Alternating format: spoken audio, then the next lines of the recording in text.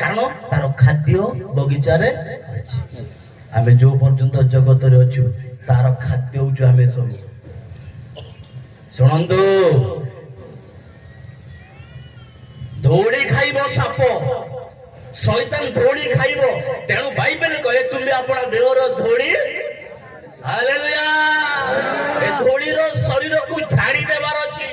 ଏ ଧୂଳିର dress ବା ଧୂଳିର ଶରୀର, ଏ ମାଟିର ଶରୀରକୁ ଆମେ ଛାଡ଼ି ଦେବାର ଅଛି। ଏକ ଆଧ୍ୟାତ୍ମିକ ଶରୀର, ଆଧ୍ୟାତ୍ମିକ ରୂପ ଆମକୁ ଧାରଣ କରିବାକୁ ପଡ଼ିବ। Hallelujah, hallelujah. ଧାର୍ମିକତାର ବସ୍ତ୍ର, ଏ ଅନନ୍ତ ଜୀବନ ରୂପ ଯାହା ଆମକୁ ଦାନ କରେ, ସେଭଳି ବସ୍ତ୍ର ଆମକୁ ପରିଧାନ କରିବାକୁ ପଡ଼ିବ। ତାହେଲେ ଆମେ ଉଦ୍ଧାର ପାଇବା। ଧୂଳିର ଜିନିଷ, ଯୋଉ ଦିନ ଶୈତାନ ଧୂଳି ଯଦି ମୁଣ୍ଡରେ ଥିବ ଗଜନି କଟିଂ କରିଦବ। କୁଆଡେ ଯାଇଥିଲ? କଟିଂ, କି କଟିଂ? ଗଜନି କଟିଂ। ଉଖୁଣି ଚାଲିବା ପାଇଁ ରାସ୍ତା।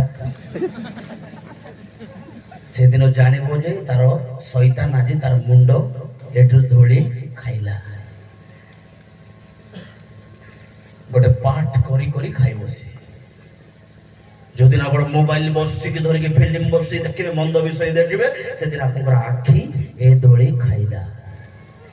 ତେଣୁ ଏ ଧୂଳି ଝାଡ଼ିବାକୁ ପଡ଼ିବ। ସେ ଧୂଳି ଝାଡ଼ିବା ପାଇଁ କେବଳ ଯୀଶୁ ଖ୍ରୀଷ୍ଟଙ୍କ ରକ୍ତ, ହାଲେଲୁୟା। ସେ ରକ୍ତ ଦ୍ୱାରା ଧୋଇ ପରିଷ୍କୃତ ହୋଇ ଏକ ଧାର୍ମିକ